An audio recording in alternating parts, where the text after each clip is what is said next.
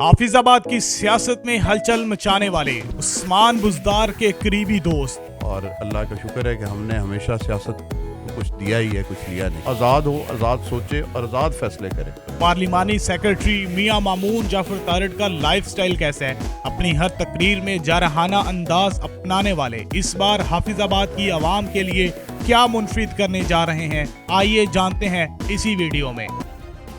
Subscribe करें और bell दबाएं ताकि कोई खबर रह न जाए। आपके पास माशाल्लाह बड़ी बड़ी गाड़ियां भी हैं, बंगले भी हैं, उसके बाद आप कभी एक मुल्क कभी दूसरे मुल्क, कारोबार क्या करते हैं? मैं अल्लाह का शुक्र अदा करता हूँ जी कि जहाँ तक बात है बड़े बड़े बंगलों की, वो आप बंगला जो देख कर आए हैं वो अभी मेरा गाँव में वो 150 साल पुराना है और वो बंगला मेरे परदादा के वालिद ने बनाया था और अल्लाह का शुक्र है कि अभी तक वो हमारे पास है और उसको मेंटेन करने की कोशिश कर रहे हैं।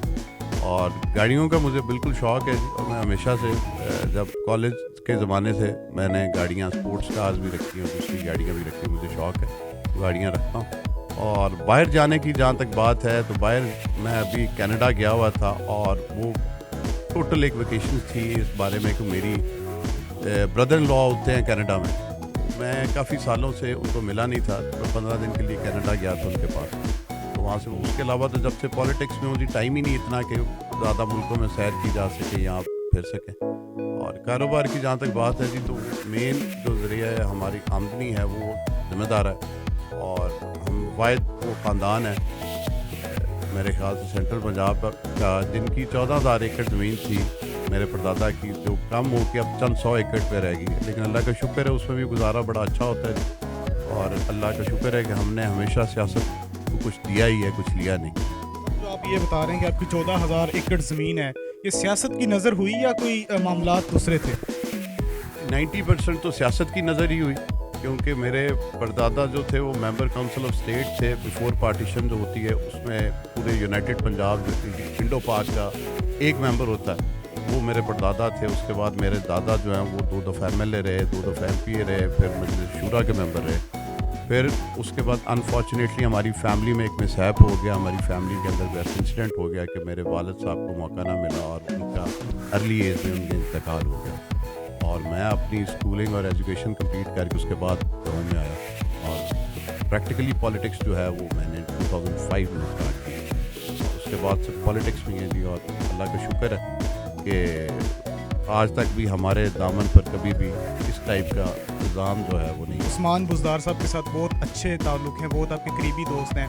कभी आपने उनको गिफ्ट दिया या आपकी तरफ से कभी कोई गिफ्ट मिला हो या वजारत मिली हो, कोई ऐसी बात जो आप शेयर करना चाहेंगे? मैं उसमें कहूँगा जी सरदार उस्मान बुज़दार साहब मेरे डायरेक्ट बॉस भी हैं और नो डाउट बड़े एक शफीक इंसान है और मेरे लिए बड़े भाई का दर्जा रखते हैं और उनकी बड़ी हमेशा मेरे साथ कोऑर्डिनेशन और उनकी हेल्प रहती है। जहाँ तक गिफ्ट्स की बात है तो वो एक दफ़ा मेरे पास गांव तशरीफ़ लाए थे तो मैंने अपनी खुशी से, क्योंकि मुझे खुद घोड़ों को शौक़ है, तो मैंने उनको घोड़ा एक गिफ्ट किया था और उन्होंने मुझे गिफ्ट, उनकी मोहब्बत और उनकी जो शफ़क़त है मेरे ख्याल से बहुत बड़ा गिफ्ट है उनकी तरफ से जो उनकी तरफ से मुझे मिला। तो कभी आपको कोई वजारत की ऑफ़र नहीं हुई कि आप एक पार्लिमानी सेक्रेटरी भी हैं, तो वजारत का कभी शौक़ हुआ है? मुझे जब इलेक्शन के फ़ौरन बाद ऑप्शन मिली थी कि आपका नाम हम भेजने लगे हैं वजारत के लिए, लेकिन मैंने तब रिफ्यूज़ कर दिया इस बुनियाद को रख के क्योंकि 40 साल के बाद हमारे फैमिली का रिवाइवल था और दोबारा आप पॉलिटिक्स में आए।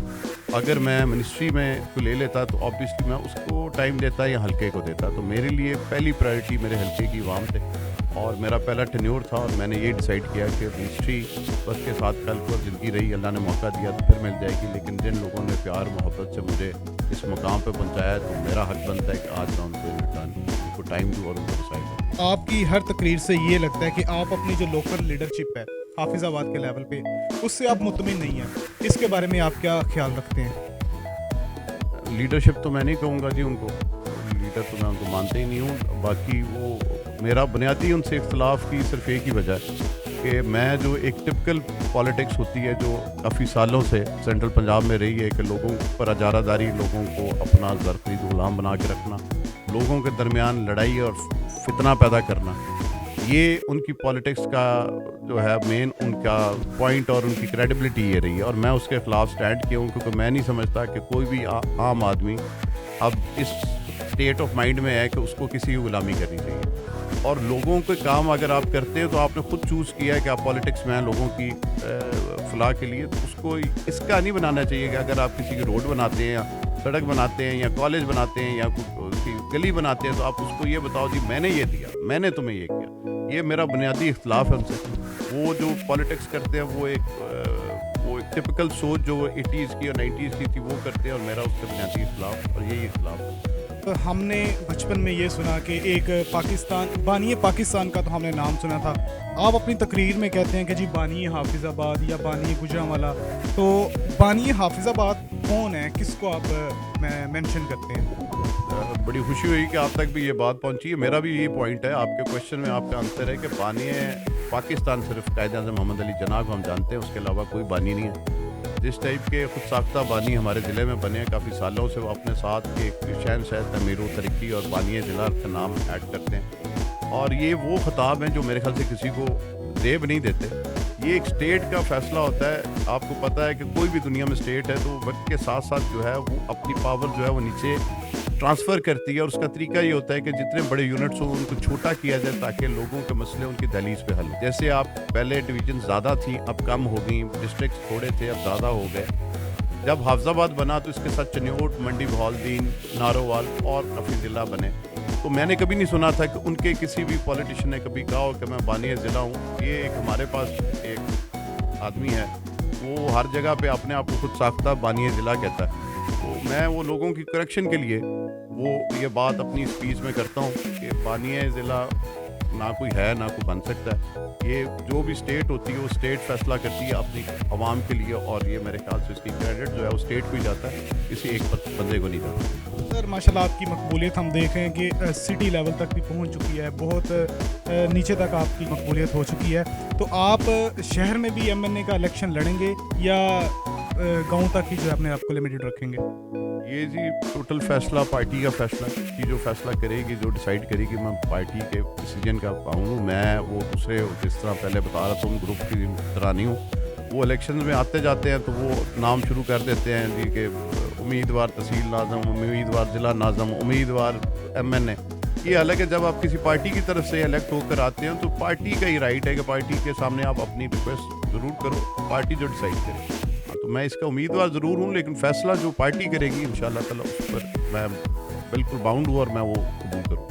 سر جاتے جاتے ہمارے ناظرین کو اور حافظ آباد کی جو عوام ہے ان کو کیا میسیج دینا چاہیں گے آپ؟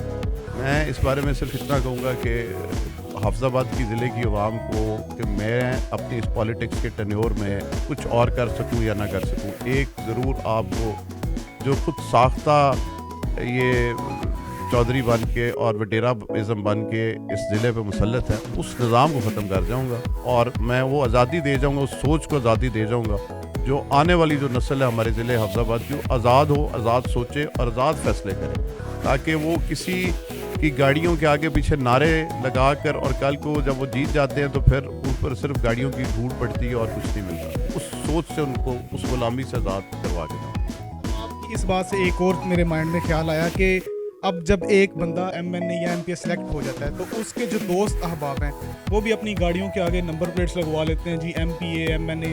اس کو بھی ختم ہونا چاہیے. اس کے بارے میں آپ کیا کہیں گے؟ میرا اس پہ پرسنلی یہ خیال ہے کہ جی اس کو مس یوز نہیں ہونا چاہیے، اس نمبر پلیٹ کو مس یوز نہیں ہونا چاہیے. اگر آپ کا کوئی دوست ایسا کرتا ہے کہ وہ ایم پی اے کی نمبر پلیٹ لگا کے یا ایم این اے کی لگا کر غلط ایکٹیویٹی کرتا ہے یا کچھ اس کا ناجائز فائدہ اٹھاتا ہے تو وہ غلط ہے. ادروائز میں پرسنلی جب جیتا تھا تو میں نے اپنے تو سائیکل والے کو بھی کہا تھا کہ یار تم بھی ایم پی ہو، نمبر پلیٹ لگانے سے کچھ ہو نہیں جاتا. اگر اس سے اس کو یہ ایک وہ کانفیڈنس ملتا ہے کہ یار میں بھی مطلب میرے میں کوئی کمی نہیں ہے. بیسکلی آپ نے اپنے حلقے کے عوام کو کانفیڈنس دینا، آپ بھی ہم جیسے ہو اور آپ بھی یہ بن سکتے ہو، اس میں کوئی برائی نہیں ہے. لیکن اس کا مس یوز جو ہے وہ غلط کام ہے، وہ کوئی بھی کرے تو غلط. لاسٹ کویسچن یہ کہ حافظ آباد کی تاریخ میں بہت بڑا ایک ترقیاتی پیکج کا اعلان ہوا ہے 30 ارب روپے کا، وہ آپ نے منظور کروایا یا ایم این اے صاحب نے منظور کروایا؟ جی سب سے پہلے بات تو یہی ہے کہ جی یہ پارٹی کا اور ہمارے قائد عمران خان کی ایک ویژن اور سوچ کی بات ہے. اور سیکنڈ نمبر پر سردار عثمان بزدار نے جس نے پہلی دفعہ پورا برابر تقسیم پورے ڈسٹرکٹس میں فنڈ دیے اور برابر تقسیم کی، جو پہلے صرف بڑے شہروں کی حد تک محدود تھے. یہ سب سے پہلے تو جی ان کا کریڈٹ ہے. باقی رہ گیا دوسرے جو آپ کے ہیں, میں اس میں آپ کو ایگزیکٹ آپ کو یہ بتا دیتا ہوں کہ کچھ ڈسٹرکٹ پیکج جو دیا گیا ادھر آ کے اناؤنس ہوا, اس میں میرا کافی بڑا مہربانی سردار صاحب نے کی شیئر تھا. اس کے بعد ایم این اے صاحب کو بھی ملا, پنڈی بھٹیاں والے ہمارے ایم پی صاحب کو بھی ملا. لیکن اس میں جو باقی میگا پروجیکٹس تھے جیسے یونیورسٹی ہے, ہاسپٹل ہے, آپ کی گجراوالا سے یہ روڈ ہے جو بن رہی ہے کوٹ سرور تک, یہ ایک وہ پروجیکٹس تھے جو نہ میرا کوئی کسی پہ احسان ہے نہ ایم این اے کا احسان ہے. یہ پارٹی کی طرف سے عمران خان, سردار عثمان بزدار نے ہر ڈسٹرکٹ کی جو بیسک نیڈس تھیں وہ پوری کرنے کے لیے یہ ڈیسائیڈ کیا, اور ان کی طرف سے اس ضلع کی عوام کو یہ تحفہ دیا گیا. اور میں بالکل برملا کہتا ہوں کہ یہ ان کا ہی کریڈٹ ہے, یہ ہماری ہم میں سے کسی کی بھی یہ ریکویسٹ نہیں تھی. اور یہ خان صاحب صرف حافظ آباد میں نہیں بنا رہے, وہ بانی والی بات سے مجھے یاد آیا کیونکہ کل کو بانی ضلع نے بانی یونیورسٹی بھی بن جانا ہے. تو اس ٹائم پورے پنجاب میں 9 یونیورسٹیز اور 12 نئے ڈی ایچ کیو ہاسپٹلز بن رہے ہیں, اور یہ ویژن ہے سردار عثمان بزدار کا. اگر کل کو کوئی ایم پی ایم این اے اس کو اپنے کھاتے میں ڈالنے کی کوشش کرے گا تو وہ اس کی اپنی کم ظرفی ہے, اور وہ اس چیز کے میں خلاف بیسکلی جہاد کر رہا ہوں. جی ناظرین, جیسا کہ آپ نے میاں صاحب کی گفتگو سنی, بہت اچھی گفتگو سنی آپ نے, اور الحمدللہ مجھے بھی بڑا مزہ آیا ان سے بات کر کے, ان کے حلقے میں اٹھا ہوں بیٹھا ہوں, بڑا مزہ آیا. اللہ تعالیٰ ان کو کامیاب کرے, اور اسی کے ساتھ مجھے اجازت دیجیے گا. اللہ حافظ.